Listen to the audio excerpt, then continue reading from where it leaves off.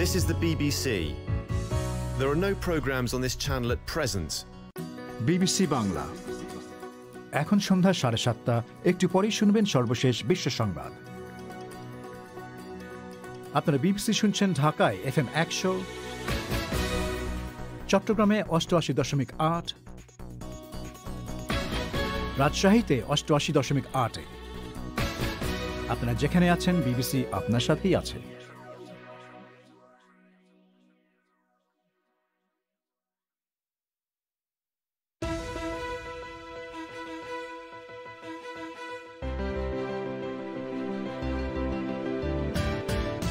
Saudi আরবের জেদ্দায় বিদেশি কূটনীতিকদের এক অনুষ্ঠানে বোমা হামলা, কমপক্ষে 4 জন জখম, জেদ্দায় কড়া নিরাপত্তা। ঢাকায় একটি মানসিক হাসপাতালে পিটুনিতে এক পুলিশ কর্মকর্তার মৃত্যুর ঘটনায় সেদেশের স্বরাষ্ট্রমন্ত্রী বলেছেন দোষীদের নিস্তার নেই। বাংলাদেশে মানসিক রোগের চিকিৎসার বেহাল দশা নিয়ে নতুন করে উদ্বেগ। 92% মানুষ যদি চিকিৎসা সেবার আওতার বাইরে থাকে, এতে কিন্তু সমস্যা আরো ঘনীভূত হচ্ছে এবং প্রকারান্তরে যেটা দেখা যাচ্ছে তারা কিন্তু এক ধরনের পরিবারের উপর এবং সমাজের উপর একটা বোঝা হিসেবে দাঁড়িয়ে যাচ্ছে। আজারবাইজানের সাথে শান্তি চুক্তির প্রতিবাদে গণবিক্ষোভ ছড়িয়ে পড়েছে আর্মেনিয়ায়। নাগর্নো কারাবাখে রাশিয়ার শান্তিরক্ষী মোতায়েন। এসব নিয়ে শুরু হচ্ছে বিবিসি বাংলার আজকের প্রবাহ।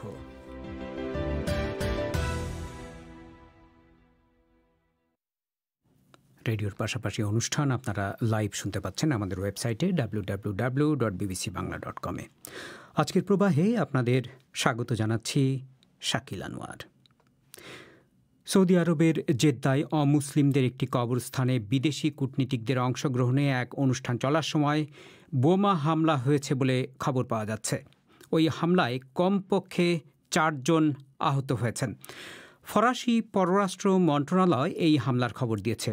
হামলার সময় ওই কবরস্থানে প্রথম বিশ্বযুদ্ধে নিহত সৈন্যদের স্মরণে একটি অনুষ্ঠান চলছিল। জেদ্দায় এই বোমা হামলার ঘটনার দিকে নজর রাখছেন সহকর্মী মানসী বড়ুয়া স্টুডিওতে। তিনি এখন টেলিফোনে আমার সাথে যোগ দিচ্ছেন।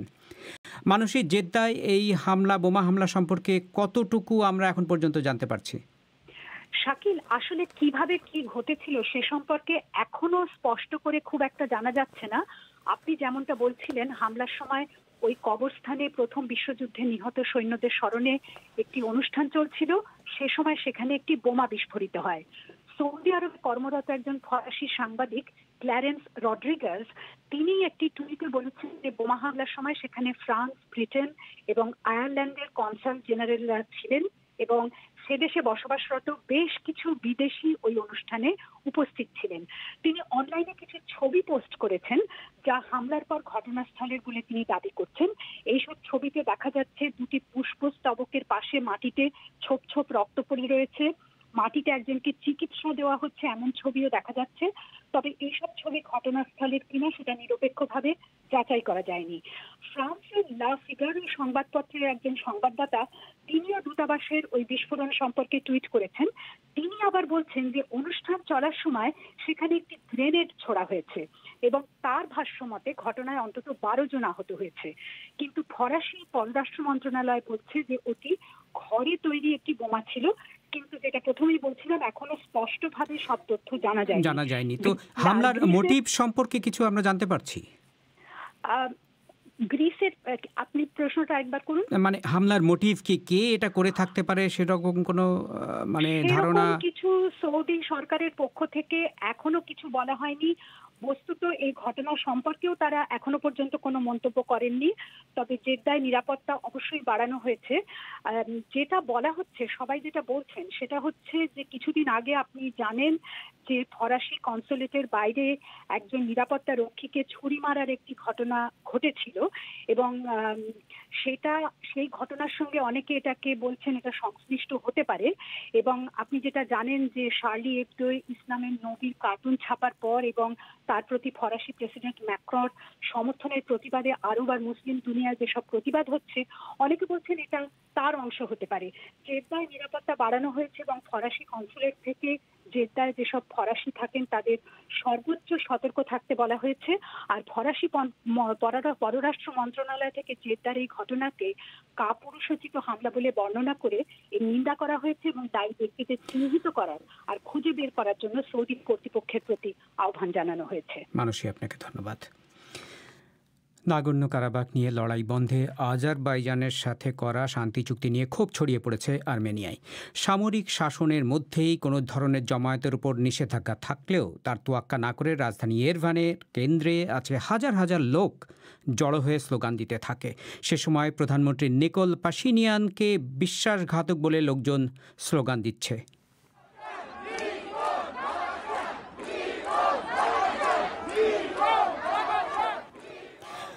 বলা হচ্ছে এই চুক্তির ফলে নাগর্ণ কারাবাখের বিরাট একটি অংশ এখন আজারবাইজানের দখলেই থেকে যাবে। এরকম কোনো চুক্তি হলে আর্মেনিয়াতে জনরোষ তৈরি হবে জেনেও কেন প্রধানমন্ত্রী পাশিনিয়ান এই চুক্তি করতে রাজি হলেন জিজ্ঞেস করেছিলাম সহকর্মী মোয়াজ্জেম হোসেনকে, যিনি এই ঘটনা প্রবাহের উপর নজর রাখছেন। দেখুন, আর্মেনিয়ানরা যে এরকম একটা চুক্তি মেনে নিল, এটা অনেককে অবাক করলো। যারা যুদ্ধ পরিস্থিতির একেবারে সর্বশেষ অবস্থা জানেন, তারা কিন্তু অবাক হননি। তারা বলছেন যে এটা না মেনে আসলে আর্মেনিয়ানদের কোনো উপায় ছিল না। এর কারণ হচ্ছে আপনার আজারবাইজানের বাহিনী কৌশলগত দিক থেকে খুবই গুরুত্বপূর্ণ একটা এলাকা, যেটার নাম সুসা, যেটাকে আর্মেনিয়ানরা বলে সুসি, সেটা দখল করে নিয়েছিল। এখন এই জায়গাটা এই কারণেই গুরুত্বপূর্ণ যে এটা যদি আজারবাইজানিদের দখলে থাকে, তার মানে হচ্ছে নাগর্ণ কারাবাখের রাজধানী স্টেপানাকার্ট, সেটা বলতে গেলে তাদের হাতের মুঠোর মধ্যে। অর্থাৎ এই জায়গা থেকে তারা রাজধানীর যে কোনো জায়গা লক্ষ্য করে কিন্তু গোলা রাখতে পারবে। আর নাগর্ণ কারাবাখের যিনি আর্মেনিয়ানদের নেতা, তিনিও সেটা স্বীকার করেছেন। তিনি বলেছেন যুদ্ধক্ষেত্রের যে পরিস্থিতি, তাতে শান্তি চুক্তি সই না করে কোনো উপায় ছিল না, কারণ ওই রাজধানীর উপকণ্ঠেও কিন্তু যুদ্ধ শুরু হয়ে গেছিল। যুদ্ধ যদি চলতে থাকতো, আজারবাইজানিদের হাতে স্টেপানাকার্টের পতন ছিল সময়ের ব্যাপার মাত্র। আর্মেনিয়ার প্রধানমন্ত্রী নিকোল পাশিনিয়ান তিনি স্বীকার করেছেন যে এই শান্তি চুক্তি সই করা সেটা তাদের জন্য এবং তাদের জনগণের জন্য যতই বেদনাদায়ক হোক, যুদ্ধ পরিস্থিতির গভীর বিশ্লেষণ করে এরকম সিদ্ধান্তই তাদের নিতে হয়েছে। তো মানুষজন এটা বুঝছে না কেন? আর্মেনিয়ানরা কেন এটা বুঝতে পারছে না? তারা কেন এতটা ক্ষিপ্ত? তারপরেও এটার একটা দীর্ঘ ইতিহাস আছে। আপনি জানেন আর্মেনিয়ানরা যে এতটা ক্ষেপেছে তার কারণ এই যে নাগর্ণ কারাবাখ নিয়ে এই যে দুই পক্ষের লড়াই, এটা তো শুধু এলাকা দখলের লড়াই নয়, এটা কিন্তু দুই পক্ষের কাছে জাতীয় গৌরব রক্ষারও লড়াইয়ে পরিণত হয়েছিল। মনে রাখতে হবে যে স্নায়ু যুদ্ধের অবসানের পর থেকে এতদিন পর্যন্ত নাগর্ণ কারাবাখ নিয়ন্ত্রণ করেছে কিন্তু আর্মেনিয়ানরাই। এবারে লড়াইয়ের পর সেই ভারসাম্য অনেকটাই পাল্টে গেছে। সেখানে বিরাট একটা এলাকা, সেটা কিন্তু এখন আজারবাইজানিদের দখলে। কাজেই আর্মেনিয়ানরা এটিকে দেখছে তাদের পরাজয় হিসেবে। তারা মনে করছে তাদের জাতীয় গৌরব ভুলুণ্ঠিত হয়েছে, আর যেই শর্তে শান্তি চুক্তি হয়েছে সেটাকেও তারা খুবই অবমাননাকর বলে মনে করছে। রাশিয়া এই চুক্তিতে মধ্যস্থতা করেছে এবং আমরা খবর পাচ্ছি যে রুশ শান্তিরক্ষীরা ইতিমধ্যেই নাগর্ণ কারাবাখে গেছেন এবং টহল দিচ্ছেন। তাদের ভূমিকাটা কি হবে ঠিক? দেখুন, রুশ সৈন্যরা সেখানে ঠিক কি দায়িত্ব পালন করবেন সেটা কিন্তু প্রেসিডেন্ট পুতিন এবং আজারবাইজানি প্রেসিডেন্ট ইলহাম আলিয়েভের মধ্যে যে চুক্তি, সেটাতে স্পষ্ট করেই বলা আছে। এবং প্রেসিডেন্ট পুতিন তিনি নিজেও গতকাল অনলাইনে এক ভাষণে তা স্পষ্ট করে বলেছেন। তিনি জানিয়েছেন রুশ সৈন্যরা সেখানে মূলত যুদ্ধ সীমান্ত বরাবর টহল দিয়ে শান্তি রক্ষার কাজ করবে। যেটা আপনি বলছিলেন যে এরই মধ্যে কিন্তু 10টা প্লেন বোঝাই করে রুশ সৈন্যরা সেখানে পৌঁছে গেছে। শেষ পর্যন্ত মোট 2000 রুশ সৈন্য সেখানে মোতায়েন করা হবে। তারা মূলত টহল দেবে, যেটার নাম হচ্ছে লাচিন করিডোর। এই করিডোরটা খুবই গুরুত্বপূর্ণ। এটা নাগর্ণ কারাবাখের রাজধানী এবং আর্মেনিয়ার মধ্যে কিন্তু সংযোগ রক্ষা করে। কৌশলগত দিক থেকে এটা খুবই গুরুত্বপূর্ণ। সেখানে রুশ সৈন্যরা টহল দেবে। এছাড়া সেখানে রুশদের অনেক আর্মার্ড কারও থাকবে এবং রুশ মধ্যস্থতায় এই চুক্তির আওতায় আজেরি এবং আর্মেনিয়ানদের মধ্যে কিন্তু বন্দি বিনিময়ও করা হবে। আর দুই পক্ষের মধ্যে যে সমস্ত অর্থনৈতিক যোগাযোগ বন্ধ হয়ে গিয়েছিল, পরিবহন বন্ধ হয়ে গিয়েছিল, সেগুলো আবার চালু করা হবে। মোয়াজ্জেম হোসেন। বাংলাদেশের রাজধানী ঢাকায় সোমবার মনোরোগীদের একটি হাসপাতালে পিটুনিতে একজন পুলিশ কর্মকর্তার মৃত্যুর ঘটনা সম্পর্কে সেদেশের স্বরাষ্ট্রমন্ত্রী আসাদুজ্জামান খান কামাল বলেছেন, দোষীদের বিরুদ্ধে কঠোর ব্যবস্থা নেওয়া হবে, কাউকে ছাড় দেওয়া হবে না। এই ঘটনার যে ভিডিও ফুটেজ সামাজিক মাধ্যমে এসেছে সেটির উল্লেখ করে মন্ত্রী বলেন যে ঘটনার তদন্ত এখনও চলছে। অনুমোদনহীন হাসপাতালগুলোতে তালা লাগিয়ে দেওয়ার কথাও বলেছেন বাংলাদেশের স্বরাষ্ট্রমন্ত্রী। বিস্তারিত জানাতে মুন্নি আক্তার আমাদের সংবাদদাতা যোগ দিচ্ছেন ঢাকার স্টুডিও থেকে। মুন্নি, এই যে এএসপি আনিসুল করিমের যে মৃত্যু সোমবার হয়েছে ঢাকার একটি হাসপাতালে, সে সম্পর্কে আসলে স্বরাষ্ট্রমন্ত্রী কি বলেছেন সেই মৃত্যুর সম্পর্কে? শাকিল, আজকে সচিবালয়ে স্বরাষ্ট্রমন্ত্রী যে কথাটি বলেছেন সেটি তিনি মূলত সামাজিক মাধ্যমে হত্যাকাণ্ডের যে ভিডিওটি ছড়িয়ে পড়েছে সে বিষয়টি উল্লেখ করেছেন। তিনি বলেছেন যে সে ভিডিওটি আসলে তারা দেখেছেন এবং এ নিয়ে তারা তদন্তও শুরু করেছেন। এ নিয়ে একটি রিপোর্ট তৈরি করা হয়েছে। এই রিপোর্টটি যখন তাদের হাতে পৌঁছবে সেটি দেখার পরেই আসলে এ নিয়ে তারা কথা বলতে পারবেন। তবে তিনি একটি কথা এখানে বলেছেন যে তদন্ত প্রতিবেদন হাতে পাওয়ার পর এই ঘটনার সাথে যারা জড়িত তাদের কাউকেই ছাড় দেয়া হবে না, সবাইকেই বিচারের আওতায় আনা হবে। তিনি বলেছেন এ ঘটনায় এখনো পর্যন্ত এক পরিচালক সহ 11 জনকে গ্রেফতার করা হয়েছে, তদন্ত চলছে। মুন্নি, মন্ত্রী অনুমোদনহীন হাসপাতালগুলোর বিরুদ্ধে ব্যবস্থা নেওয়ার কথা বলেছেন, দরকার হলে তালা লাগিয়ে দেওয়া হবে, এ ধরনের কথা বলেছেন। তো মানে ঠিক পরিষ্কার করে তিনি কি বলতে চেয়েছেন? তিনি যে বিষয়টি বলতে চেয়েছেন যে পুলিশের যিনি কর্মকর্তা ছিলেন আনিসুল করিম, তিনি যে হাসপাতালটিতে মারা গিয়েছেন সেই হাসপাতালটির স্বাস্থ্য অধিদপ্তর থেকে কোনো অনুমোদন নেওয়া ছিল না। তো এই বিষয় নিয়ে যখন একটি আলোচনা তৈরি হয়েছে তখন এই বিষয়ে আজকে তাকে প্রশ্ন করা হলে তিনি বলেছেন যে তারা শুনেছেন যে হাসপাতালটির অনুমোদন ছিল না, সেটি তারা খতিয়ে দেখছেন।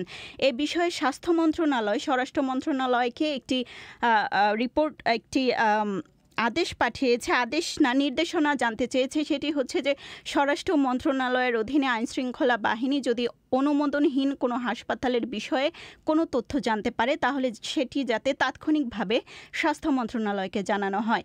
এই তথ্য স্বাস্থ্য মন্ত্রণালয়কে জানানোর পর স্বাস্থ্য মন্ত্রণালয়ের একজন যোগ্য প্রতিনিধি নিয়ে আইনশৃঙ্খলা রক্ষাকারী বাহিনী এসব অনুমোদনহীন হাসপাতালের বিরুদ্ধে অভিযান পরিচালনা করবে এবং যদি দরকার হয় সেগুলোকে বন্ধ করে দেওয়া হবে। স্বরাষ্ট্রমন্ত্রী বলছেন যে এই যে প্রক্রিয়া অভিযান পরিচালনার জন্য, যেহেতু এখানে স্বরাষ্ট্র মন্ত্রণালয় এবং স্বাস্থ্য মন্ত্রণালয় দুটি মন্ত্রণালয়ে থাকছে, তাই পুরোপুরি স্বচ্ছতার মাধ্যমে স্বচ্ছতার ভিত্তিতে অভিযানগুলো পরিচালনা করা সম্ভব হবে। মুন্নি, আপনাকে ধন্যবাদ।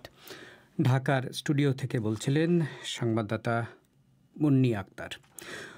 ওদিকে ঢাকার একটি মনোরোগ হাসপাতালে পিটুনিতে সোমবার ওই পুলিশ কর্মকর্তার মৃত্যুর পর বাংলাদেশে মানসিক রোগীদের স্বাস্থ্য সেবার সংকট নিয়ে নতুন করে তর্ক বিতর্ক শুরু হয়েছে।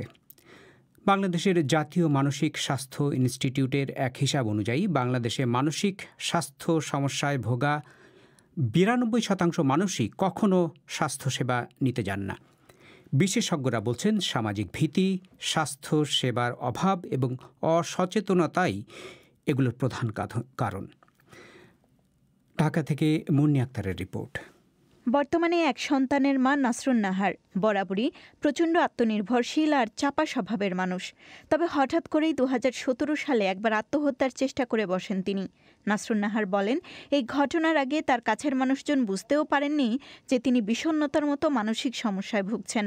একেবারে শেষ স্তরে পৌঁছানোর পর যখন তিনি আত্মহত্যাপ্রবণ হয়ে ওঠেন তখন তাকে হাসপাতালে নেওয়া হয়। আমার স্টেজ গুলো তো আশেপাশের মানুষজন খুব বেশি ধরতে পারে নাই। আমি সুইসাইড অ্যাটেম্প নেওয়ার একদিন আগে আমি আমাদের পুরো কাজিনদের গ্রুপ নিয়ে আমি ঘুরে আসছি। বাইরে থেকে না আসলে বোঝা যায় না, খুব ক্লোজ যেমন আমার হাজবেন্ড, সে হয়তো বা কিছুটা বুঝতে পারছে কিন্তু তাও মনে হয় পুরোপুরি বুঝতে পারে নাই। আমাকে সবাই 2 দিন পাহারা দিয়ে রাখছে যে আমি যেন মরতে না পারি। তো এক্সট্রিম পর্যায়ে যখন আমি চলে গেছি তখন আমাকে হসপিটালে নেওয়া হয়েছে। 6-7 বছর আগে দ্বিতীয় সন্তান জন্ম দেওয়ার পর পোস্টপার্টাম সাইকোসিস নামে মানসিক সমস্যায় ভুগছিলেন উন্নয়ন কর্মী নাদিয়া সারোয়াত। তিনি জানান, দ্বিতীয় সন্তান জন্ম দেওয়ার 14 থেকে 15 দিনের মাথায় তার যে সমস্যাটি দেখা দিয়েছিল সেটি হচ্ছে নিজের সন্তানকেই চিনতে পারতেন না তিনি। খুঁজে বেড়াতেন তার প্রথম সন্তানকে। নাদিয়া সারোয়াতের সাথে যখন কথা হচ্ছিল তখন তিনি জানান যে অসুস্থ থাকার সময়টার অনেক বিষয়ই তিনি এখনও মনে করতে পারেন না। মানসিক সমস্যার জন্য 10 দিন তিনি একটি হাসপাতালে ভর্তি ছিলেন। তিনি অভিযোগ করেন, সে সময় হাসপাতালের নার্সের হাতে মার পর্যন্ত খেতে হয়েছিল তাকে। নার্সদের ঘুমে ডিস্টার্ব হতো, বারবার আমি যে নক করতে জিজ্ঞাসা করলাম যে আমার বাচ্চা কোথায়, ওরা বলছে সেখানে নাই। আমি তো ভুলে গেলাম। একটু পরে ঘুরে সঙ্গে আবার সেম ওখানে নক করতে, তারা কি আমার বাচ্চা দেখেছেন? এরকম কয়েকবার হওয়ার পরে তো তখন আর কি খুব একদম দৌড়ে তেড়ে এসে ঘুষির মতো একদম গালের মধ্যে দিচ্ছে, আর আপনাকে ঘুমাতে বলছে না, যে ঘুমান। মানসিক রোগীদের সম্পর্কে সবার যেরকম একটা ধরেন রাস্তায় একটা পাগলকে ছোট বাচ্চারা ঢিল ছুঁড়ে মারে, যে কোনো মানসিক রোগীকে আসলে এরকম মিসট্রিট করার, ইনসাল্ট করার একটা টেন্ডেন্সি মানে সবার মধ্যেই আছে। নাদিয়া সারাওয়াত কিংবা নাসরুন নাহার হচ্ছেন বাংলাদেশের সেই ৮% মানুষের মধ্যে ২ জন যারা মানসিক সমস্যার কারণে চিকিৎসকের পরামর্শ নিয়ে থাকেন। জাতীয় মানসিক স্বাস্থ্য ইনস্টিটিউটের ২০১৮ সালে করা এক গবেষণা অনুযায়ী বাংলাদেশের ১৮.৫% প্রাপ্তবয়স্কদের মধ্যে এবং ১৩% শিশু কিশোরদের মধ্যে মানসিক স্বাস্থ্য সমস্যা রয়েছে, কিন্তু এদের মধ্যে ৯২% মানুষই কোনো ধরনের সেবা বা পরামর্শ পান না। বাকি মাত্র ৮% মানুষ মূলধারার চিকিৎসা নিচ্ছেন, অর্থাৎ এখানে শুধু মানসিক রোগের চিকিৎসক নন, বরং অন্য চিকিৎসকও রয়েছেন যারা সেবা দিচ্ছেন। বিশেষজ্ঞরা বলছেন, সমাজে হেয় হওয়ার ভয়, মানসিক স্বাস্থ্য সেবার অভাব এবং অসচেতনতার কারণে এত বিশাল পরিমাণ মানুষ মানসিক স্বাস্থ্য চিকিৎসার বাইরে রয়েছেন, বলছিলেন জাতীয় মানসিক স্বাস্থ্য ইনস্টিটিউটের সহযোগী অধ্যাপক হেলাল উদ্দিন আহমেদ। প্রথম কারণটা হচ্ছে স্টিগমা, অর্থাৎ মানসিক রোগ নিয়ে মানুষের মধ্যে এক ধরনের কুসংস্কার আছে। তারা এটাকে প্রকাশ করতে চায় না, তারা এটাকে লুকিয়ে রাখতে চায়। তারা মনে করে যে মানসিক রোগ হিসাবে নিজেকে প্রকাশ করলে সমাজের কাছে আমি হেয় হয়ে যাব। দ্বিতীয় বিষয়টি হচ্ছে অনেক সময় মানসিক স্বাস্থ্য সেবাটিও কিন্তু অপ্রতুল। তৃতীয় কারণটি হচ্ছে আমরা বলবো যে একটি সাধারণ অসচেতনতা, অনেকে জানেই না বা বোঝেই না তার এই আচরণ বা চিন্তাটি কোনো মানসিক রোগের কারণে হচ্ছে। এই তিনটি বিষয় কিন্তু মানুষকে এই ট্রিটমেন্ট গ্যাপটা বড় রাখতে সাহায্য করছে। মিস্টার আহমেদ বলছেন, বিপুল পরিমাণ মানুষ মানসিক স্বাস্থ্য সেবার বাইরে থাকায় পরিস্থিতি আরও খারাপ হচ্ছে এবং তারা এক পর্যায়ে সমাজের বোঝায় পরিণত হচ্ছে। এই পরিস্থিতির উন্নয়নে আরও দক্ষ জনশক্তি গড়ে তোলা প্রয়োজন বলেও মনে করেন হেলাল উদ্দিন আহমেদ। ৯২% মানুষ যদি চিকিৎসা সেবার আওতার বাইরে থাকে, এতে কিন্তু সমস্যা আরো ঘনীভূত হচ্ছে এবং প্রকারান্তরে যেটা দেখা যাচ্ছে তারা কিন্তু এক ধরনের পরিবারের উপর এবং সমাজের উপর একটা বোঝা হিসেবে দাঁড়িয়ে যাচ্ছে। সেক্ষেত্রে প্রাথমিক পর্যায়ে যে স্বাস্থ্য কর্মী আছেন তাদেরকে একটা নির্দিষ্ট সময়ের জন্য মানসিক স্বাস্থ্যের উপর প্রশিক্ষণ দিতে, যাতে তারা পরিপূর্ণ ফর্মাল মানসিক স্বাস্থ্য সেবা দিতে না পারলেও অন্তত পক্ষে এই বিপুল সংখ্যক মানুষকে প্রাথমিক স্বাস্থ্য পরিচর্যাটা দিতে পারবেন। জাতীয় মানসিক স্বাস্থ্য ইনস্টিটিউটের হিসাবে দেশে ১৮ কোটি মানুষের জন্য এই মুহূর্তে ২৭০ জন মানসিক রোগ বিশেষজ্ঞ চিকিৎসক রয়েছেন, আর কাউন্সেলিংয়ের জন্য সাইকোলজিস্ট রয়েছেন মাত্র ২৫০ জন। Munni Akter.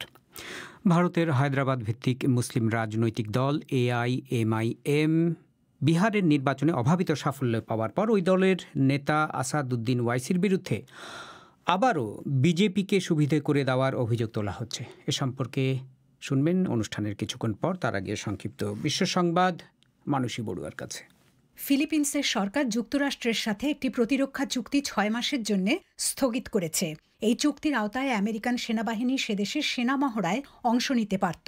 President Rodrigo Duterte বলেছেন, আমেরিকার সাথে তার ভাষায় আরও কার্যকরী এবং দুই দেশের স্বার্থের জন্য আরও উপযোগী একটি চুক্তির উদ্দেশ্যেই বর্তমান চুক্তিটি স্থগিত করা হচ্ছে। আমেরিকায় ক্ষমতা পরিবর্তনের প্রক্রিয়ার মধ্যে প্রেসিডেন্ট ট্রাম্পের অনুগত একজনকে প্রতিরক্ষামন্ত্রী হিসাবে নিয়োগ দেওয়ায় গভীর উদ্বেগ প্রকাশ করেছেন কংগ্রেসের ডেমোক্র্যাট সদস্যরা। সোমবার মিস্টার ট্রাম্প প্রতিরক্ষামন্ত্রী মার্ক এসপারকে হঠাৎ বরখাস্ত করে তার জায়গায় জাতীয় সন্ত্রাস বিরোধী কেন্দ্রের প্রধান ক্রিস্টোফার মিলারকে নিয়োগ করেন। এ নিয়ে Democrat senator Chris Murphy tweet করেন, নিজের অনুগত একজনকে প্রতিরক্ষামন্ত্রী নিয়োগ করে মিস্টার ট্রাম্প জাতীয় নিরাপত্তার সাথে আপোষ করছেন। কংগ্রেসের আরেক ডেমোক্র্যাট সদস্য অ্যাডাম স্মিথ বলেছেন, সরকার পরিবর্তনের প্রক্রিয়ার মধ্যে শীর্ষ একটি পদে এ ধরনের রদবদল অত্যন্ত বিপজ্জনক। ভারতে অনলাইন সংবাদ সাইট এবং নেটফ্লিক্সের মতো অনলাইন ভিত্তিক বিনোদন প্ল্যাটফর্মগুলোর ওপর নজরদারি এবং নিয়ন্ত্রণে নতুন একটি আইন করা হয়েছে। এই আইনে ডিজিটাল এসব মিডিয়া সাইটের ওপর নজরদারির ক্ষমতা দেওয়া হয়েছে সরকারের তথ্য ও সম্প্রচার মন্ত্রণালয়কে। ডিজিটাল প্ল্যাটফর্মে ভুয়া সংবাদ এবং কুরুচিপূর্ণ কন্টেন্ট নিয়ে উদ্বেগ রয়েছে ভারতে, কিন্তু অনেকে ভয় পাচ্ছেন এই আইনের মাধ্যমে অনলাইন কন্টেন্টের ওপর সরকারি সেন্সরশিপের রাস্তা তৈরি হলো। হংকংয়ের আইনসভার 4 জন সদস্যকে বহিষ্কারের পর সব বিরোধী সদস্য একযোগে পদত্যাগ করেছেন। আইনসভার কোনো সদস্যকে জাতীয় নিরাপত্তার জন্য হুমকি মনে করলে আদালতের অনুমোদন ছাড়াই তাকে বরখাস্ত করা যাবে বলে এর আগে হংকংয়ের কর্তৃপক্ষকে ক্ষমতা দেয় বেইজিং। তারপরেই এই 4 জনকে বরখাস্ত করা হয়। এই পদক্ষেপকে হংকংয়ের স্বাধীনতার উপর আরও এক ধাপ বিধিনিষেধ বলে মনে করা হচ্ছে। ফিলিপিন্সের রাজধানী ম্যানিলার নগর ভবনে আদালতের ভেতর একজন বিচারককে গুলি করে হত্যা করা হয়েছে। পুলিশ জানিয়েছে বিচারক মারিয়া টেরেসা আবদেলাকে হত্যা করেন তার মুহুরি আমাদোর রেবাটো। এরপর তিনি নিজেও আত্মহত্যা করেন। তিনি কেন এই কাজ করেছেন তা এখনও পরিষ্কার নয়। আপনারা শুনছেন বিবিসি বাংলার সন্ধ্যাবেলার অধিবেশন প্রবাহ। ভারতের হায়দ্রাবাদ ভিত্তিক মুসলিম রাজনৈতিক দল অল ইন্ডিয়া ইত্তেহাদুল মুসলিমিন বা AIMIM বিহারের নির্বাচনে অভাবিত সাফল্য পাওয়ার পর ওই দলের নেতা আসাদুদ্দিন ওয়াইসির বিরুদ্ধে আবারও বিজেপিকে সুবিধে করে দেওয়ার অভিযোগ তোলা হচ্ছে।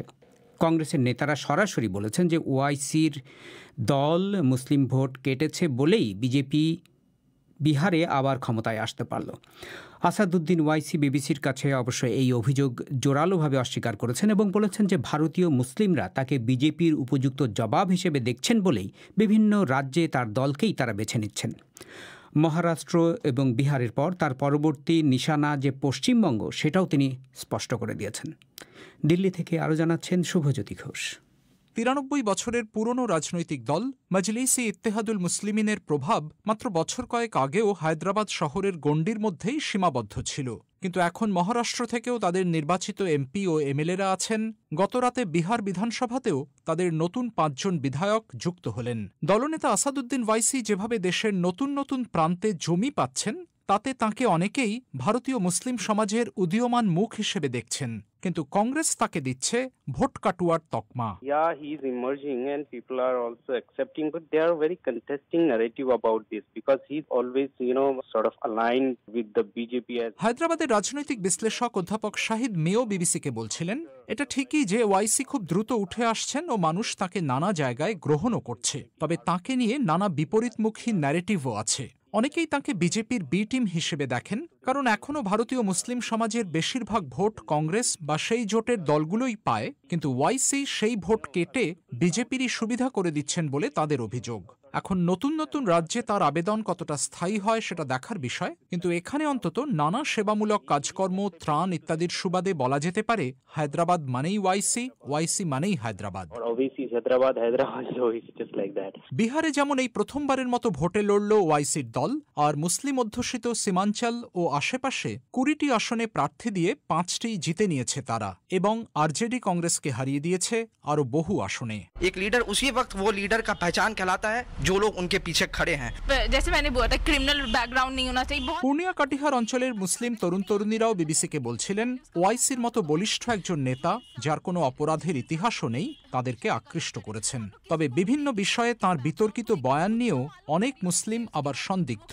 जो इंडिया को कंट्रोवर्सी में किसी टाइप के चीज में इन्वॉल्व करे, बिल्कुल सही है, हमें चाहिए ही नहीं, डिबेट चाहिए ही नहीं। ওদিকে বিজেপির দালাল বা বি টিম নিরন্তর এই অভিযোগ শুনতে শুনতে ক্লান্ত ওয়াইসিও এখন কড়া ভাষায় তার জবাব দিচ্ছেন। People don't know my background. When I was 12-13 years old, there used to be RSS goons who used to come in front of my house and shout, ওয়াইসি খবরস্তান ইয়া পাকিস্তান। বিহারের সাফল্যের পর তিনি বলছিলেন, আমার ইতিহাস এরা জানে না। ১২-১৩ বছর বয়স থেকে শুনছি আমাদের বাড়ির সামনে এসে আরএসএস গুন্ডারা নোংরা স্লোগান দিচ্ছে, বলছে ওয়াইসি কবরে যাও কিংবা পাকিস্তানে। ভেতর থেকে এটা আমায় আরো শক্ত করে তুলেছে। প্রতিবাদ করে জেলে গিয়ে পুলিশের মারও খেয়েছি। কোনো শীষমহল থেকে আমি রাজনীতিতে আসিনি, কেউ আমার জন্য মখমলের কার্পেটও বিছিয়ে রাখেনি। ফলে কে কি বলল আমার কিচ্ছু আসে যায় না। আর ভোট কাটুয়া বা বি টিম পুরনো হয়ে গেছে। অক্সফোর্ড অভিধান ঘেঁটে বরং নতুন গালাগালি খুঁজতে বলবো।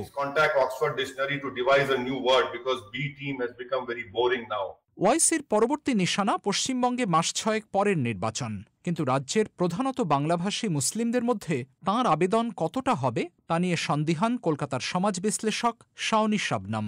আমি এটুকু জানি যে উনি যথেষ্ট একটা কন্ট্রোভার্সিয়াল ফিগার, কারণ উনি যথেষ্ট কনজারভেটিভ স্টান্স নিয়ে চলেন। ওনার কি উদ্দেশ্য, কি মোটিভেশন, উনি কি করতে চান, এটা খুবই controversial. The figure that he represents, I think he is very controversial. এইটুকুই আমি বলবো। এখানে ওনার খুব একটা প্রভাব আসবে বলে আমার মনে হয় না।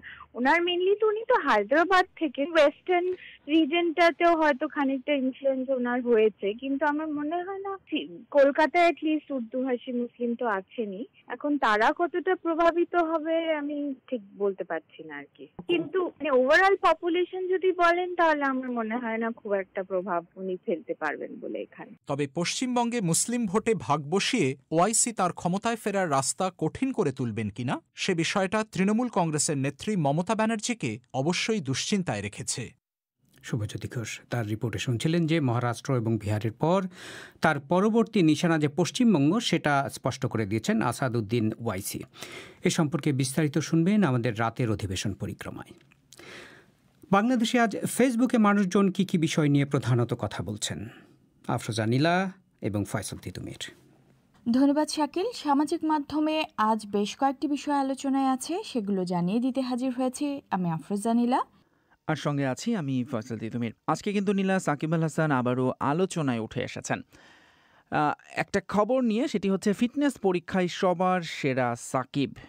দুপুরে জানা যায় যে তিনি বঙ্গবন্ধু টি-20 টুর্নামেন্টের জন্য বিসিবির যে ফিটনেস টেস্ট হচ্ছে সেখানে তিনি সবচেয়ে বেশি নম্বর পেয়েছেন, যদিও পরবর্তীতে বিসিবি থেকে সেটা নিয়ে একটা ধোঁয়াশা তৈরি হয় এবং শেষ পর্যন্ত জানা যায় যে সাকিব ন্যূনতম 11 পয়েন্ট পেলেও তিনি আসলে ঠিক কত স্কোর করেছেন তা নিশ্চিত হওয়া যায়নি। আর সেটাই শেয়ার করে নানা ধরনের প্রতিক্রিয়া জানাচ্ছেন সোশ্যাল মিডিয়া ব্যবহারকারীরা। মেহেদি হাসান যেমন লিখেছেন, ফিটনেসের কারণে কখনো খেলা মিস করেননি সাকিব, ইনজুরি ব্যতীত। শুভকামনা রইল নতুন এই প্রত্যাবর্তনের জন্য। মোহাম্মদ আবু বকর কিছুটা মজা করেই লিখেছেন, এমনিতেই বিশ্বসেরা, তার মধ্যে গত 1 বছরের সিংহভাগ সময় আমেরিকাতে তাজা ফলমূল ও শাকসবজি খেয়ে ফিটনেস এক্সামে নিজের অস্তিত্বের প্রমাণ দিলেন এই টাইগার। শরীফুল ইসলাম রাজীব বলছেন, মুশফিক সাকিবরা এজন্য এই 13-14 বছর ধরে পারফর্ম করছে। শাহ আলম সঞ্জুর মন্তব্য, আইসিসি তাকে ক্রিকেট থেকে নিষিদ্ধ করেছিল, কিন্তু তাহার ফিট থাকার জন্য দৈনন্দিন রুটিন নিষিদ্ধ করেনি। সাকিব তার রুটিন অপরিবর্তিত রেখে আবারও সবাইকে দেখিয়ে দিল নিজেকে ফাঁকি দিয়ে কেউ বিশ্ব সেরা হতে পারে না, সাকিব ইজ বেস্ট বলছেন তিনি। আর মোনালিসার মন্তব্য, ফিটনেস পরীক্ষায় আমি তাকে 50 দিতাম আর 50 চুলের জন্য বাদ দিতাম। চুলের এই কাটিংয়ের জন্য এখন আর তাকে ভালো লাগে না। সাকিব সম্প্রতি আসলে লম্বা চুল রেখেছেন এবং সেটা ঘিরেই মোনালিসার এই বক্তব্য। এদিকে ঢাকার একটি মানসিক হাসপাতালে এক পুলিশ কর্মকর্তাকে পিটিয়ে হত্যার ঘটনা সম্পর্কিত খবরগুলো আজও ট্রেন্ড করছে। বিশেষ করে এ নিয়ে স্বরাষ্ট্রমন্ত্রী যে বক্তব্য দিয়েছেন সেটা নিয়ে আলোচনা, তর্ক বিতর্ক দেখা যাচ্ছে সোশ্যাল মিডিয়ায়। ঠিক তাই নীলা, স্বরাষ্ট্রমন্ত্রী আজ সাংবাদিকদের বলেছেন, এই ঘটনায় যারা দোষী সাব্যস্ত হবে তাদের সবাইকে আইনের আওতায় এনে বিচারের ব্যবস্থা নেওয়া হবে। তারা কিভাবে হাসপাতাল চালাচ্ছিল আমি এখনও নিশ্চিত নই। এই হাসপাতালের অনুমোদন তারা যথাযথ কর্তৃপক্ষের থেকে নেয়নি। সবকিছু তদন্তের পরে আমরা কথা বলতে পারবো। এ নিয়ে ইমরান হোসেন আকন্দ লিখেছেন, বুঝি সিনহা হত্যার পর এরকম কথাও বলেছেন স্বরাষ্ট্রমন্ত্রী, কই কিছুই তো হলো না, অর্থাৎ তিনি সন্দেহ প্রকাশ করছেন। সাজ্জাদ কমল লিখেছেন, শুধু কি এটাই অবৈধ? ব্যাঙের ছাতার মতো গড়ে ওঠা নামে বেনামে অবৈধ চিকিৎসা প্রতিষ্ঠানগুলোর তদারকি করার মতো দায়িত্বশীল কেউ কি নেই? আবু সুফিয়ান প্লাবনের মন্তব্য, একজন মারা যাওয়ার পর হাসপাতাল অবৈধ, তাহলে এতদিন সবাই কই ছিল? এদিকে ইন্ডিয়ান প্রিমিয়ার লিগ আইপিএলে মুম্বাই ইন্ডিয়ান্স চ্যাম্পিয়ন হবার খবরটিও কিন্তু আজ অনেকেই সোশ্যাল মিডিয়ায় শেয়ার করছেন। টানা দ্বিতীয় আর সব মিলে পঞ্চমবারের মতো শিরোপা জিতে নিল মুম্বাই ইন্ডিয়ান্স। গতকাল দিল্লি ক্যাপিটালসকে 5 উইকেটে হারায় তারা। সুমন সরকারের মন্তব্য, মুম্বাইয়ের যে প্লেয়ার আছে তার সমান বাকি সবগুলো টিমের প্লেয়ার, তো মুম্বাই জিতবে না তো কারা জিতবে? আর সাইম আহমেদ লিখেছেন, আইপিএল একটা সিম্পল টুর্নামেন্ট যেখানে 8টি দল অংশগ্রহণ করে, গ্রুপ পর্বে উত্তেজনা ছড়ায় এবং শেষে এসে মুম্বাই ইন্ডিয়ান্স চ্যাম্পিয়ন্স হয়। নীলা সাইফির মন্তব্য, আইপিএল শুরু কখন শেষ কখন তাই জানি না। আসলে নীলা, এবার কিন্তু করোনা ভাইরাস মহামারীর কারণে এই আসরটা ভিন্ন আমেজেই শেষ হলো বলা যায়। ভারত থেকে দূরে সংযুক্ত আরব আমিরাতেই অনুষ্ঠিত হয় সবগুলো খেলা। 2020 সালে বর্ষসেরা শব্দ লকডাউন, এই খবরটিও কিন্তু আছে আলোচনায়। যুক্তরাজ্য থেকে প্রকাশিত ইংরেজি অভিধান কলিন্স ডিকশনারিতে এটি বর্ষসেরা শব্দ হিসেবে স্থান পেয়েছে। এছাড়াও বহুল ব্যবহৃত শব্দ হিসেবে স্থান পেয়েছে কি worker, social distancing, self isolate, corona virus, এই শব্দগুলো। বাংলাদেশের মানুষের কাছে কি মনে হয় তা জানতে চাওয়া হয়েছিল বিবিসি বাংলার ফেসবুক পাতায়, আর এ নিয়ে অনেকেই মন্তব্য করেছেন। যেরকম সাদিদ ইসলাম লিখেছেন, বাংলাদেশে সবচেয়ে বেশি ব্যবহৃত হচ্ছে আমরা করোনার চেয়ে শক্তিশালী। আচ্ছা, আর সিফাত শাহরিয়ার প্রিয়ান বলছেন, লকডাউন ছাড়া বাংলাদেশে বেশি ব্যবহার হয়েছে সীমিত পরিসরে বা আকারে, রেড, ইয়েলো, গ্রিন জোন ইত্যাদি। তবে আনিকা রহমান বলছেন, আমার কাছে সবচেয়ে বিরক্তিকর শব্দ হচ্ছে লকডাউন। তো এই ছিল সামাজিক মাধ্যমে আলোচিত খবরগুলো নিয়ে আমাদের আজকের আপডেট। ধন্যবাদ সঙ্গে থাকার জন্য। আফরোজা নীলা, ফয়সাল তিতুমির। এখনকার প্রধান খবর, সৌদি আরবের জেদ্দায় বিদেশি কূটনীতিকদের এক অনুষ্ঠানে বোমা হামলা হয়েছে, কমপক্ষে 4 জন জখম, জেদ্দায় কড়া নিরাপত্তা। আর বাংলাদেশে মানসিক রোগীদের 92%ই কখনো চিকিৎসা নিতে যান না। এরই সাথে শেষ করছি আজকের প্রবাহ। আমাদের পরবর্তী অধিবেশন আজই বাংলাদেশে রাত 10:30, ভারতে 10টায় শুনবেন আশা করে। আমি শাকিল আনোয়ার এখনকার মতো এখানেই বিদায় চাইছি।